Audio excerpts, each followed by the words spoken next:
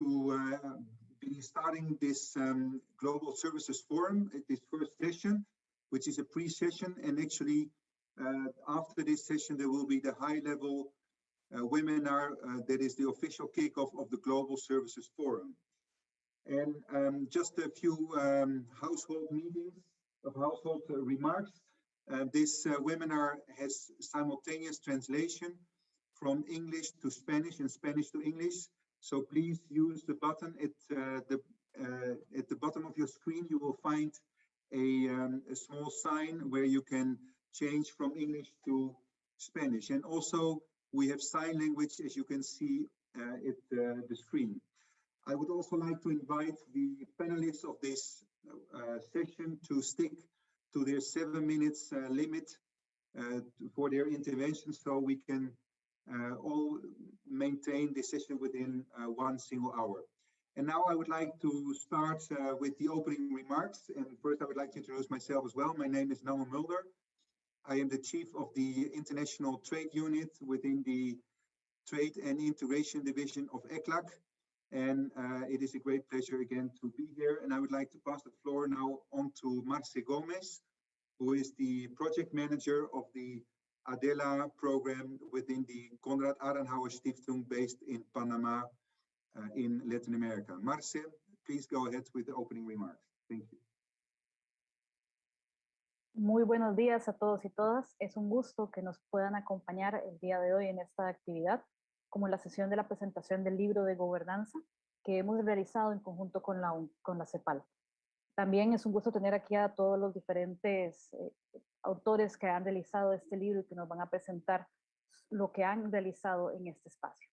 El poder presentar este libro en inglés también nos permite el poder brindar mayor información y en esta interacción que se brinda entre nuestra región con otros espacios del mundo. Para la Fundación Konrad Adenauer es un gusto poder participar en este tipo de espacios, crear información y conocimiento, al igual que intercambio entre todos nosotros. Entre nuestros ejes para el programa regional Alianzas para la Democracia y el Desarrollo con Latinoamérica, justo es nuestro objetivo. En nuestros ejes serían el tema de comercio internacional, multilateralismo, al igual que la Agenda 2030 y el trabajo que realizamos en Panamá. De este motivo, nuevamente agradecerles a todos y todas por su participación y me gustaría agradecerles y que disfruten esta sesión, al igual que nuestro libro pueden accederlo tanto en la página de la Fundación como en la página de la CEPAL. Así que le devuelvo la palabra ahora a nuestra moderadora del día de hoy, a la señora Karina Fernández Stark, para que podamos comenzar. Muchas gracias a todos y todas. Thank you, Marce and Nano. It's a great pleasure for me be here and present our book in English that now is available in the website and everybody can access. Today we're going to have a roundtable. We have several authors of the book. This work has been carried out by national experts in the field of modern services. The chapters includes Argentina, Brazil, Chile, Colombia, Costa Rica, Mexico, Peru, Uruguay, and the special guest of India. And the main purpose of this book is to analyze the extent to which policies to promote the export of modern services are based on good governance principles. And secondly, is to observe how these good governance principles are linked to lesser or greater success in the export activity. So I'm going to give you a regional context about the modern services. It's proving that has been one of the most dynamic exports sector worldwide in the last decade. And for that reason, several regions from Asia, Eastern Europe, Latin America, and less extent Africa has been involved and they want to participate in the modern services sector. And Latin America has been one of them. And since the year 2000 has been embarking in this industry. The participation is still marginal, has been growing. However, the global market share of the exports is just 1.8%. If we compare it with products or goods, that is 5.4%, we see how marginal is the participation. So the good news is that there is a space to grow and continue expanding. But going into the book, we analyze the governance. But when we talk about governance, what is this concept? We refer to the formal and informal interaction, collaboration, coordination between public and private stakeholders, established for the purpose of making decisions, implementing policies, and also evaluating the results. We base the framework of the book in the principles established by Devlin and Modigensky. There are 9 principles, but they can be summarized in 3 that were analyzed in each of the chapters. These principles are: the first one, adopt a proactive national strategic vision in the medium and long term. The second, really important, is create a public and private alliances and seek consensus to reach this goal. And third, produce and achieve the capacities for implementation. So some of these findings, we see that we can group in different countries because not all behave the same. We see some very good governance practices in the case of Costa Rica and Uruguay, in which the strategy and coordination was very well organized. And we see also the results. In the case of Costa Rica, the exports in this area, in the modern services, has grown at annualized rate of 18% during the last decade. Another set of countries, Brazil and Mexico, in the last 20 years, they have had sporadic programs. But we know those are large countries with a huge domestic market. So the focus has been mainly done internally. Then another interesting case that offer us important lessons are the case of Argentina and Chile. This is important because of the continuity of the sectoral policies. In several cases, they were launched a strategy and also alliances between the public and the private sector. However, they were dismantled in the next administration. So we can observe the lack of continuity has been affecting the performance of exports. And in the case of Chile, has a peak at the beginning of the 2010, however, then enter into a plateau. Then another group of countries is Colombia and Peru, that no specific policies has been designed for the export of modern services. However, lately, Colombia has been more active and have had good results. Finally, we have India, that is among the leader in the developing countries in the export of modern services.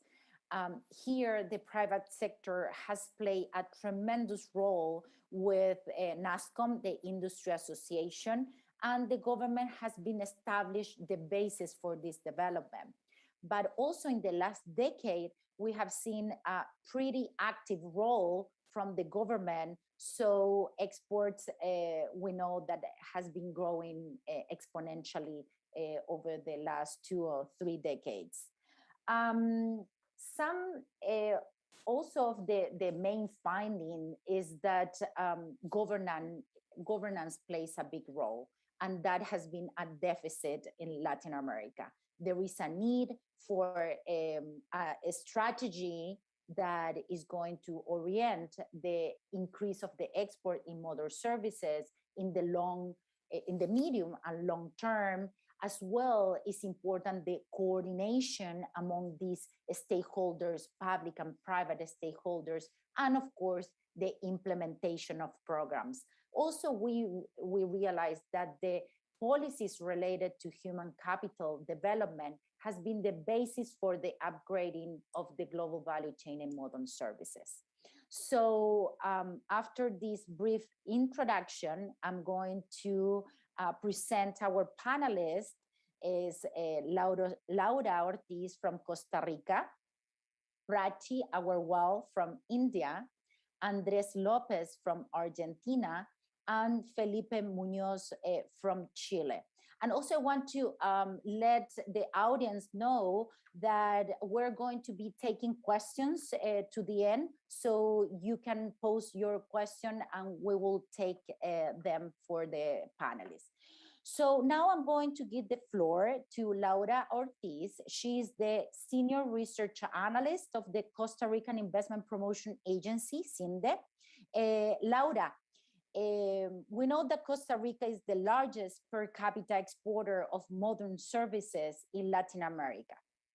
Can you please explain what are the main underlying reasons for this success, particularly regarding the long-standing formal and informal public and private coordination mechanism for key support policies? So, Laura, you have 7 minutes. The floor is yours. Thank you, Karina. Yes, so I will begin by giving a little context of how Costa Rica got to this point. We may be a very services-oriented economy right now, but this was not always the case. So several decades ago, Costa Rica undertook this pursuit of growth, very focused on foreign direct investment, which led to very significant changes in Costa Rica's trade specialization. We used to be a very small economy, which exported traditional products like coffee, bananas, sugar. But through this FDI-focused attraction strategy, Costa Rica was able to transform and enhance its exports, completely changing the economy. One very significant event was the arrival of Intel, which is a major ICT company that arrived to Costa Rica in the late 1990s, which helped put the country on the map as a place for foreign direct investment and completely changed the country's exports and its history. Fast forward to today, and now we have over 190 multinational services companies, which are now exporting services and employing over 81,000 people, which may not sound like a lot, but in a small country like Costa Rica is very significant.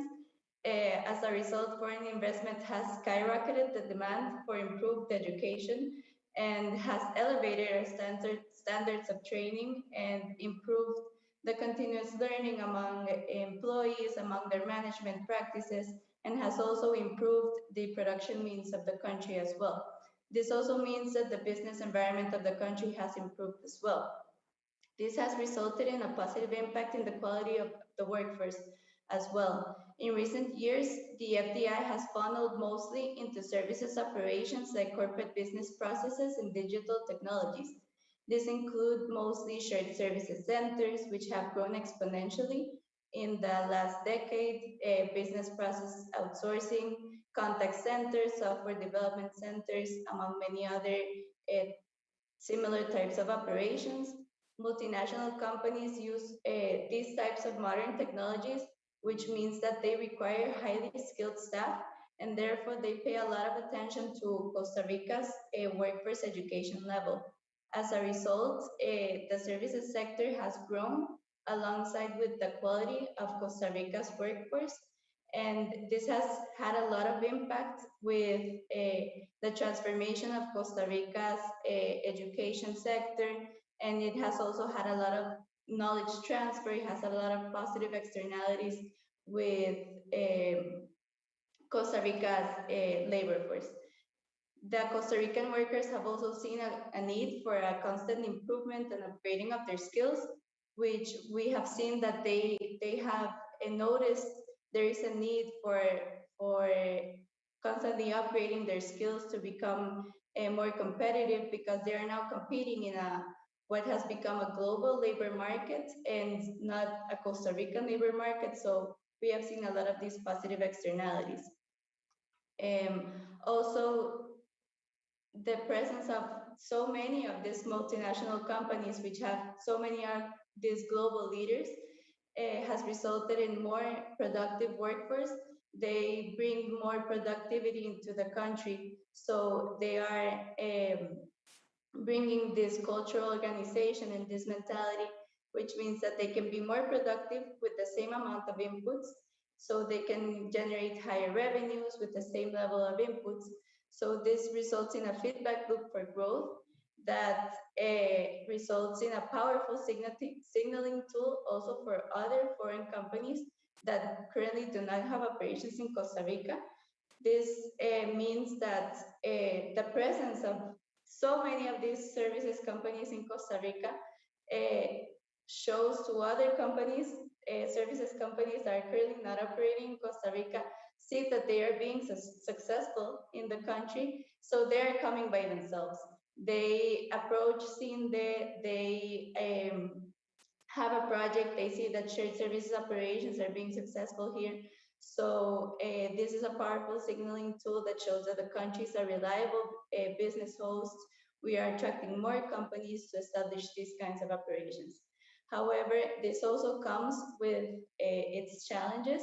The quality workforce is a strong suit, but given the fast-paced growth of the sector, it means that the labor supply not necessarily can keep up with the demand of the multinational companies. The services operations are leaning more towards higher value-added services, more knowledge-based services. This means that the exports are growing, yes, but also that the human capital requirements are changing fast. The companies are requiring more specialization, they're requiring more certifications from their employees, they are even requiring more languages. Now, companies do not only require English skills, but they also require Portuguese, French, German. So this is becoming a challenge for the country, where we are struggling to meet the labor demand. So this is where this articulation from CINDE, from the education sector, from the government comes into play, both in terms of the technical and secondary education, as well as at the university level. There are some efforts led by CINDE, the Investment Promotion Agency of Costa Rica, where we work with the multinational companies to get to know what are their needs, what types of skills they're struggling to find in the market, and we communicate these needs, or what are they struggling to find, to the academic sector or to the learning centers. So we work as a kind of middleman. We are also working to make sure that the curriculum of the education sector is updated as to make sure that the level of sophistication required by the multinational companies is constantly updated in the education sector. The Investment Climate Department of CINDE also has several working groups to make sure that this connection between the private sector and the government and the sector needs are met. This level of involvement by CINDE would not be possible without this strategy Costa Rica has laid out in pursuit of foreign investment and trade goals. This is based specifically on the objectives that the government established. This is a very specific public-private alliance laid out by the government in the National Development Plan, which includes specific goals like the export of services, foreign direct investment focused on high value-added services, free trade agreements, among many other related topics. These goals are pursued through a highly successful public-private partnership between the Foreign Trade Ministry, which is the arm of the government, the Export Promotion Agency, which is a non-state public agency, and CINDE, which is a private, non-profit, non-governmental agency, but we are the only investment promotion agency of Costa Rica.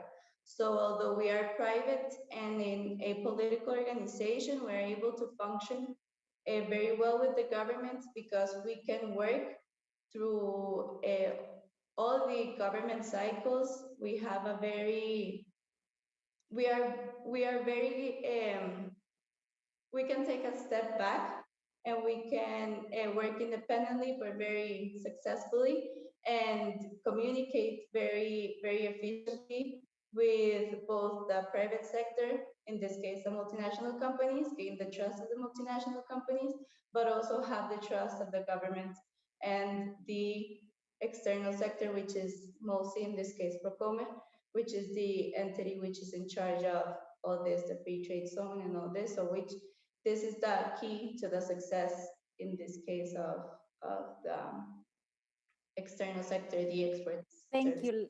Now, yes, I'll finish. I'm sorry, I went so much. Thank you, Laura, for your time.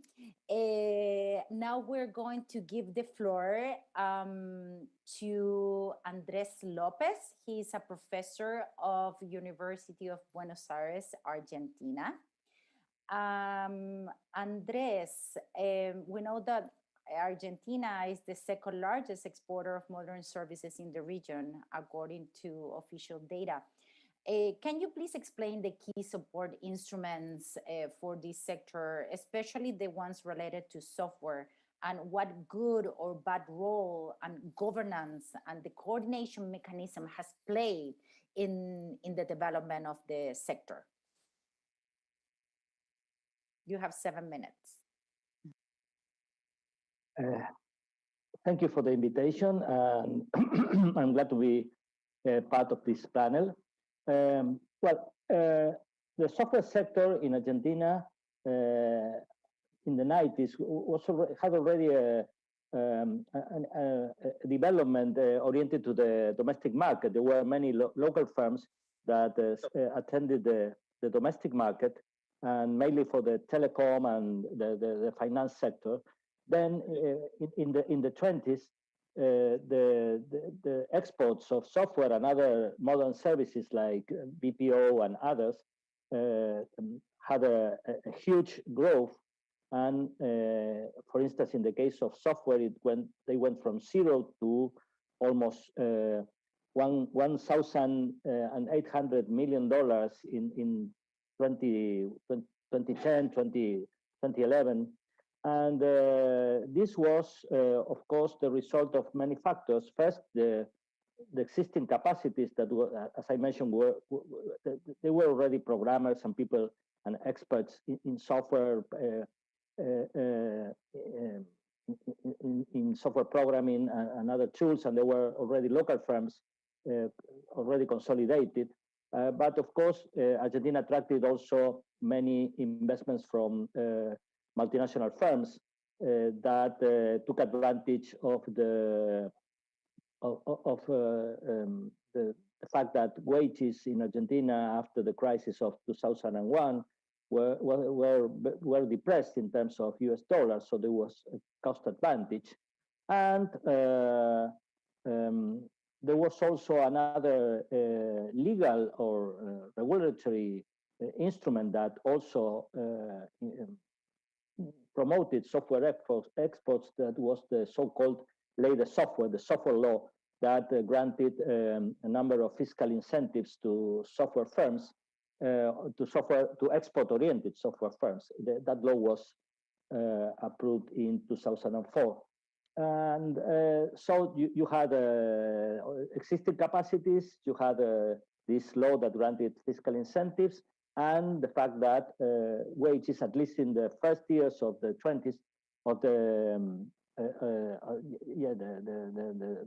first decade of this century, were low in terms of US dollars.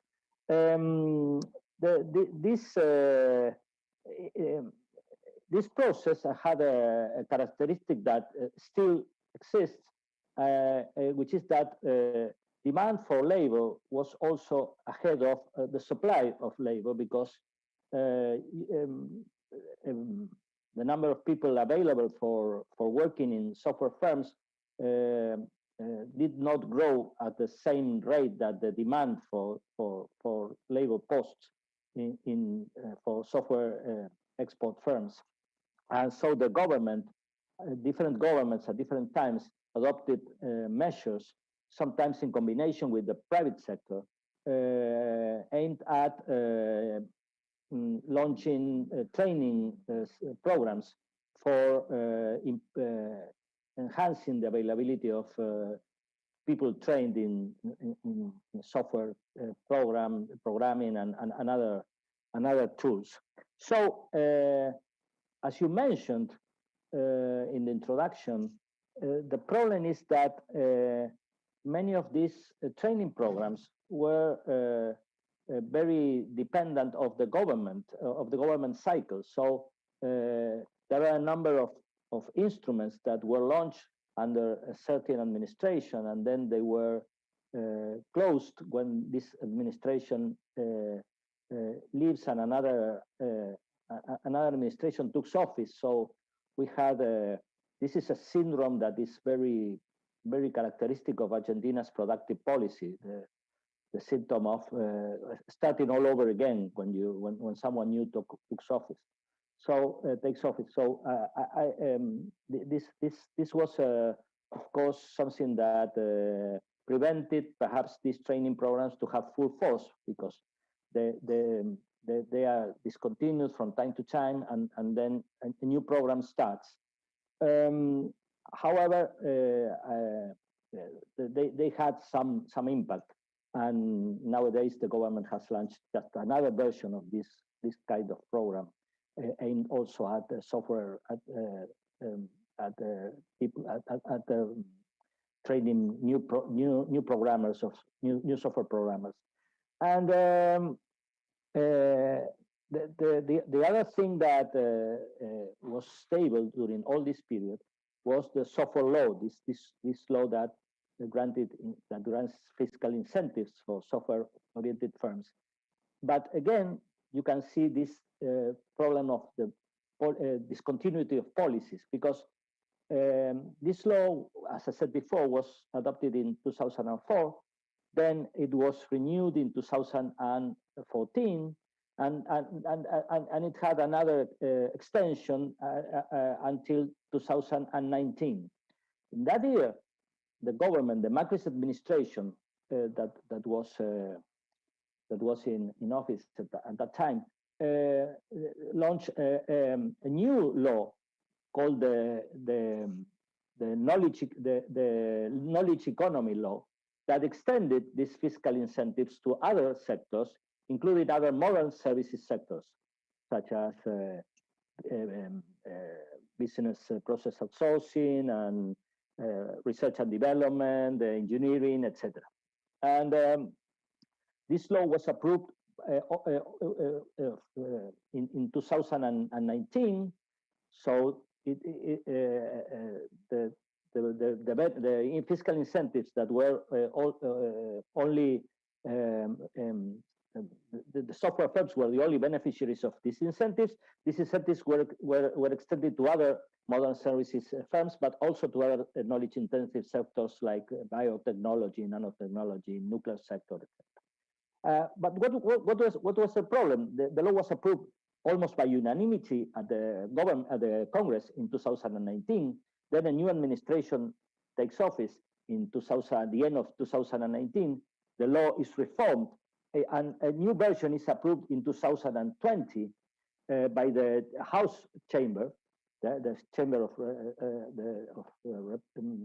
Diputados, as we call it. And this new version was also approved by unanimity.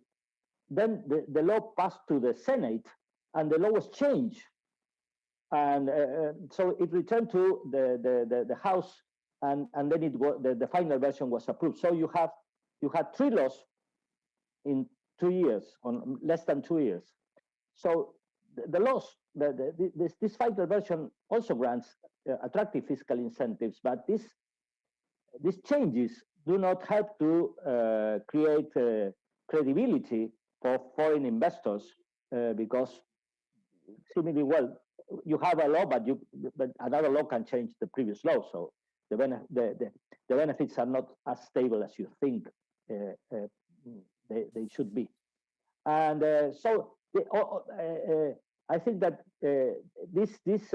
perhaps this stability of rules, joined with the fact that wages in US dollars had a huge increase in the last decade, due to the appreciation of the local currency, and also because of macroeconomic instability in Argentina, you had a peak of Argentina's share in the world software market around 2011, 2012, and then the share of Argentina's in the global market began to decrease, and it had up and downs, but currently Argentina's share is more or less the same that it had in 2008, perhaps.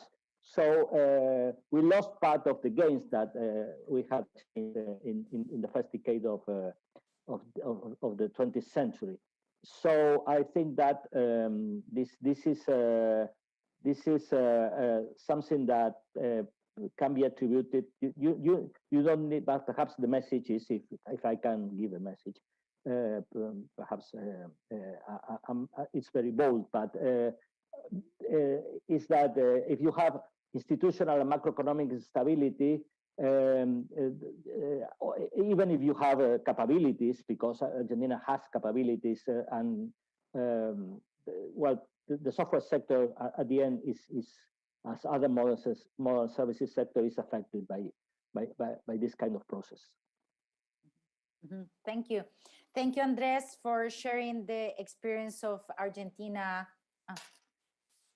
and in modern services. Now I'm going to give the floor to Felipe Munoz. Felipe is the professor of the Institute of International Studies of University of Chile, and he's going to share the experience of Chile. But here I have a question for you. We observe a rapid growth during the first decade of this century in Chile, but later the country entered in a plateau for the export of modern services. May this trend be related to changes in the coordination mechanism and related to policies toward the sector? Thanks, Karina, for your question. Thanks to the organizers for this invitation for us to present our chapter in this important book. Regarding your question on the factors that determine the services, exports of services in Chile, and particularly why this sector has not been capable of expand as it was expected, particularly during the first years of this century. We, together with Professor Dorotea Lopez, looked into the institutional framework within the country and the policies that had been implemented to boost the activities of services sector.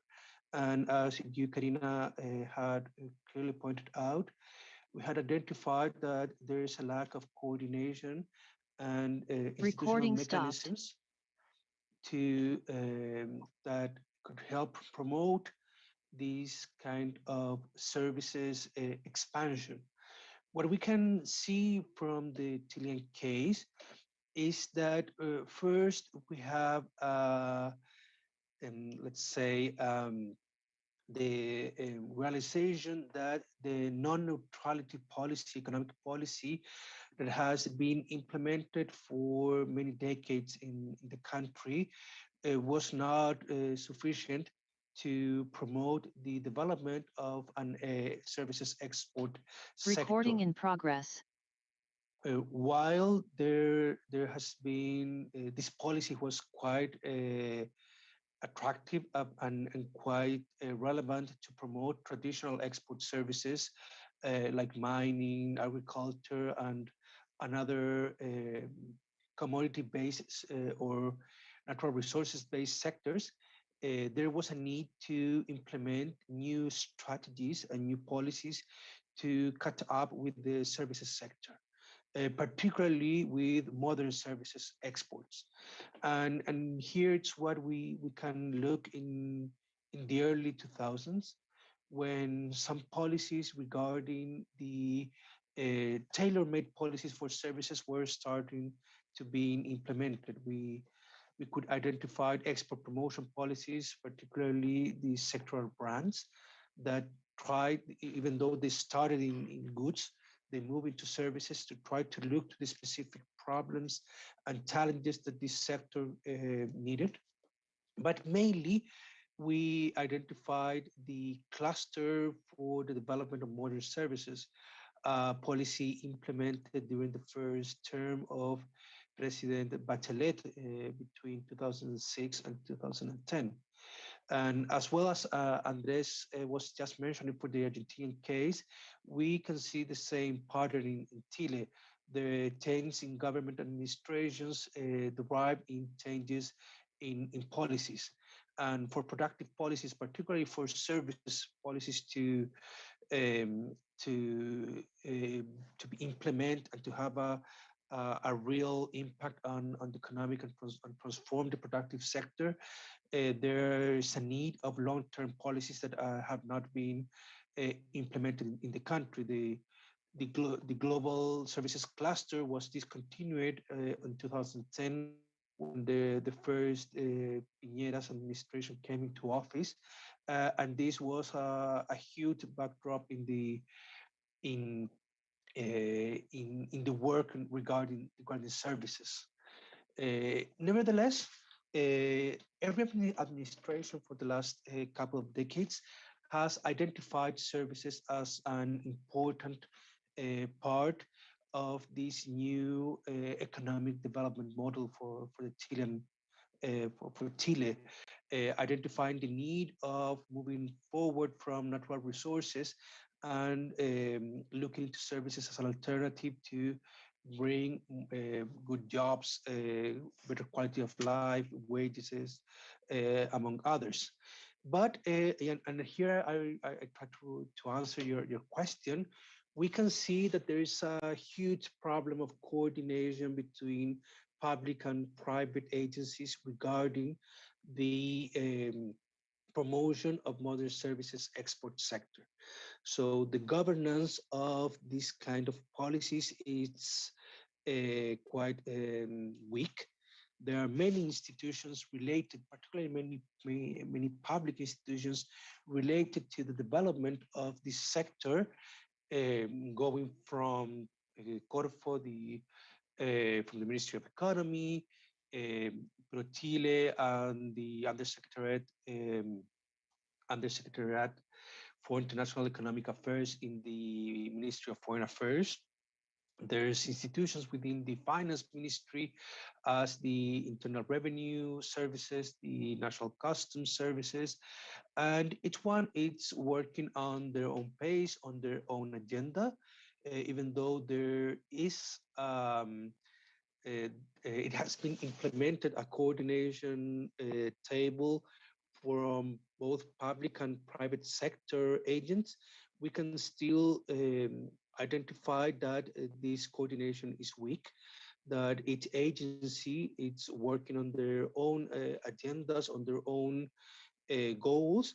And while that's not a problem in itself, the problem becomes that having small budgets and needing, being a small country that needs um, to promote this sector on a worldwide scale and compete with big markets and with big firms and economies. This fragmentation of public support and of policies regarding the support to the services export sector lead to a dispersion, duplication of efforts, and finally reduce in the support to this kind of companies and to these kind of sectors. Hence, our main recommendation is that on two fronts. First, there's a need to look into long-term policies regarding this sector. So policies that could go beyond one administration and really give the private and public sector, because this is a problem not only for companies but also for public officials, to have a long-term opportunity view window to implement these kind of policies and to really go for these kind of sectors. And second, the need to really coordinate and strengthen the coordination between public agencies. There is too much duplication of activities, and most of the activities are being held in the low stream of the value chain, and there's no possibility to upstream or to um, expand the sector in a worldwide class. That's what's needed for development. So thank you very much. I'm open to any questions, and thanks, Karina. Thank you, Felipe. Just in time, 7 minutes. Excellent. And now I'm going to pass the floor to Prachi, our WOW. We know that India is the leader among developing countries in the export of modern services. Its success was mostly the result of multiple firms that get together and associate in this group called NASCOM. And also they start working with the government. However, in the last decade, we see that the public sector has played an increasing role in the development of the industry. If you can explain us in more detail, how has been the evolution and the situation in India regarding the governance in the institutions? Thanks, Karina, for the question, and thanks to the organizers for having me today. Congratulations to everyone for the release of the book in English. Now, to answer your question, Karina, the growth in services sector has been an organic process that began in the 1960s and accelerated in the late 1980s, despite the absence of any deliberate policy. The expansion of the modern services sector in India was at the time driven primarily by the organized private sector itself, made up of several IT companies like Tata Consultancy Services, Wipro, Infosys, and HCL, which have now captured the global market as well. They had gained a lot of global presence at the time by providing ancillary business services solutions to developed countries. Given that in the 2000s, this sector represented about 60 to 70% of the GDP, the central government decided at the time to design specific policies to develop the sector further. And that was supplemented by the economic liberalization agenda that was implemented in 1991 under the IMF, that gave the necessary boost to the export sector of business process outsourcing. Recently, the government has begun to look at the services sector in an integrated way as a result of the increase in their marketability. The increase of exports of services, called the Export Connect, acted as a point of union. And in the last 10 years, there has been an increase in government intervention in the management of these services. Over the next two decades, India became the world leader in outsourcing modern services. And the spread of ICT also contributed to rapid evolution into new businesses, exports, research and development, as well as innovation. So naturally, the government recognized this change in the content of services and underlined the importance of the sector because of the role they already played in the economy, in GDP, employment, as well as export revenue, as well as FDI. So today, the government policy acts as a driver of the industry. Its role has changed from being just a mere regulator to becoming an innovator and facilitator today. So in India, the central and the state government design policies, sometimes together or separately, that span over various ministries and departments in association with industry-led organizations like NASCOM, as well as other regulatory institutes.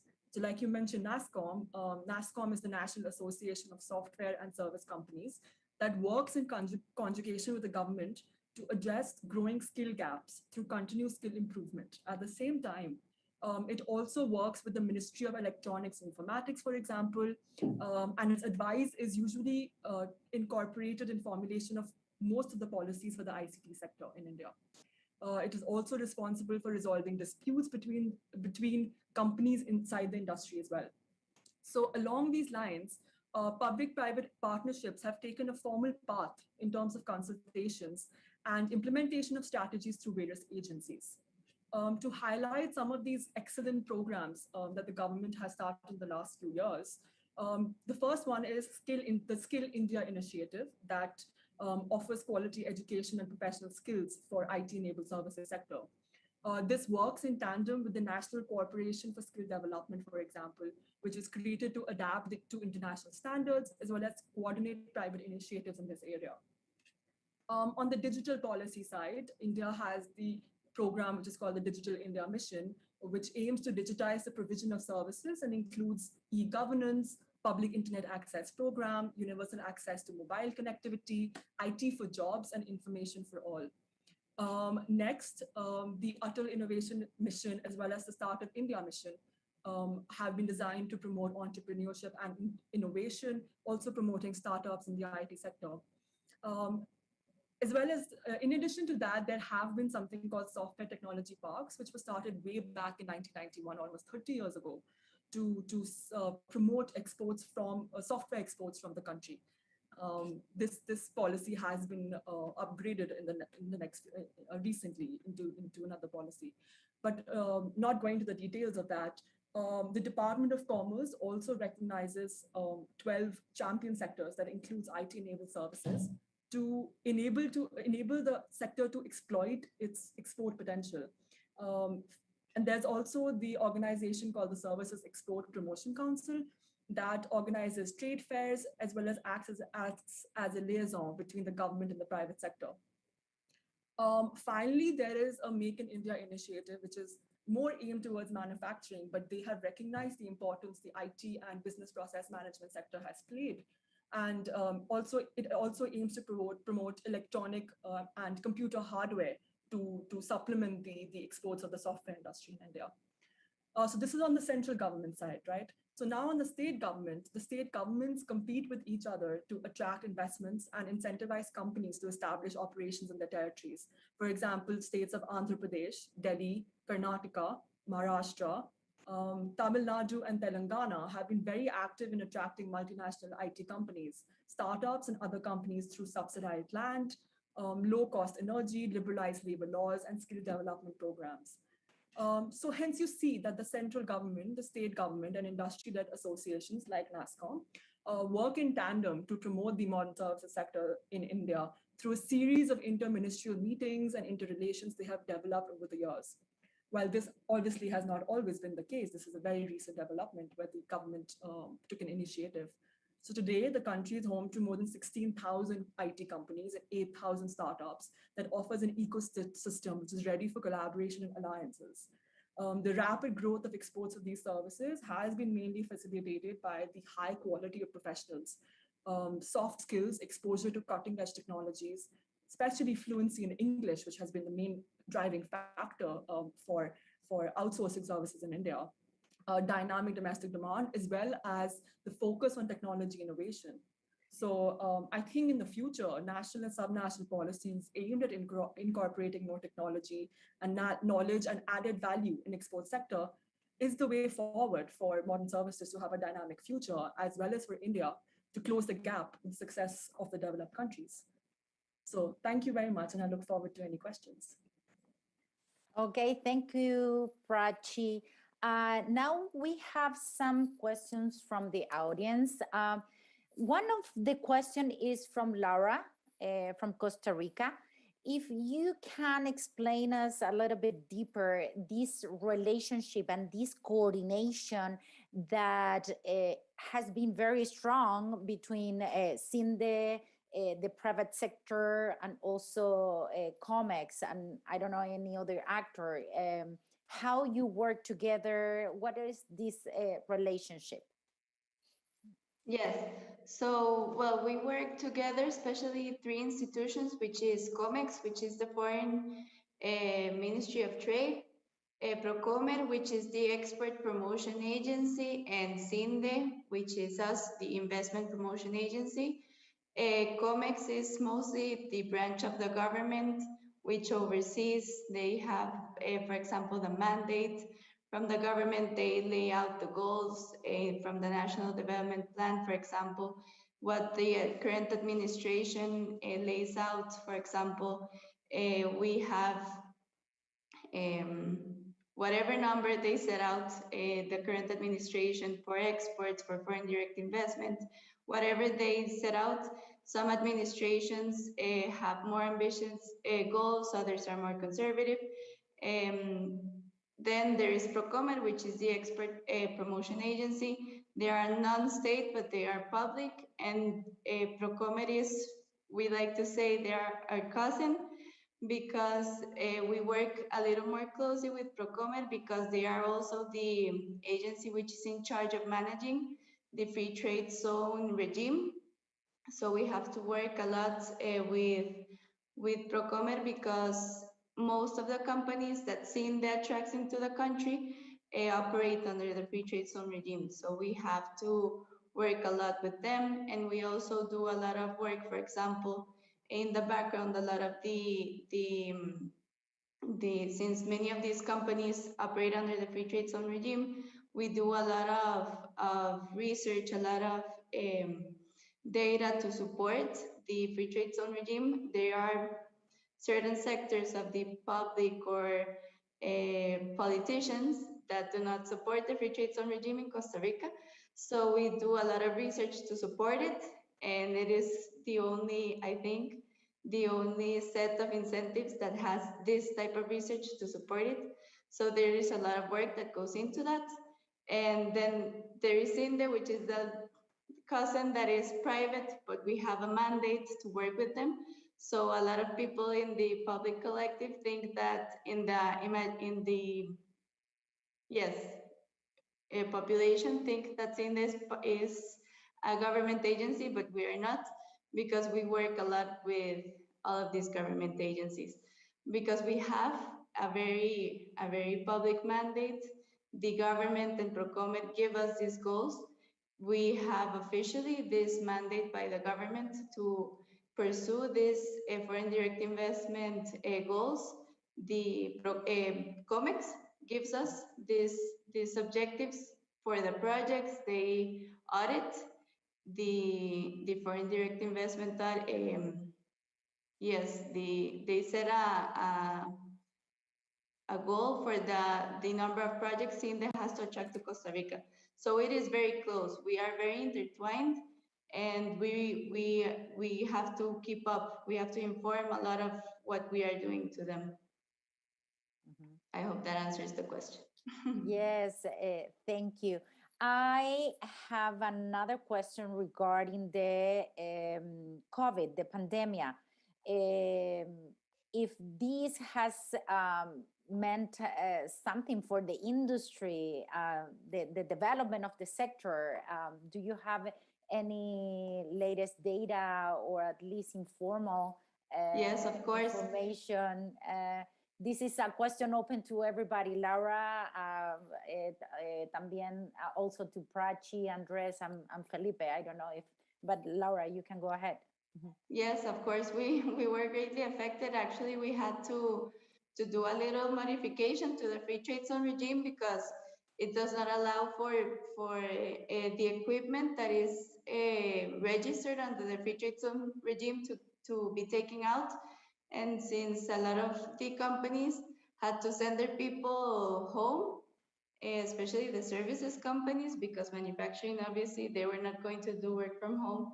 So all of the services companies, especially since we have our biggest employer right now is Amazon, and they grew exponentially.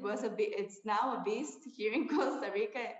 If I'm not mistaken, it is the biggest employer, not of multinational companies, but of the country. So we had to do a modification for that, and it's now becoming permanent because many of the companies, well, you may all, I think it's becoming a world trend. It's not only exclusive to Costa Rica. This is here to stay. The pandemic is not going away anytime soon, and people want to stay working from home. So that provision the law had to be changed so people can stay working from home, and a lot of the things from like health sector, the health insurance, for example, it had to be modified. So there was a lot of work from CINDE to be talking with the health authorities, with the government, a lot of stuff. But the services companies here actually grew a lot because we had a lot of work coming in. Companies like Amazon, that's the greatest example, or like Sykes, which is also a contact center that grew a lot here. So yes, we had a lot of growth due to the pandemic. Excellent, interesting. Yes. Any other answer, Andres, Prachi?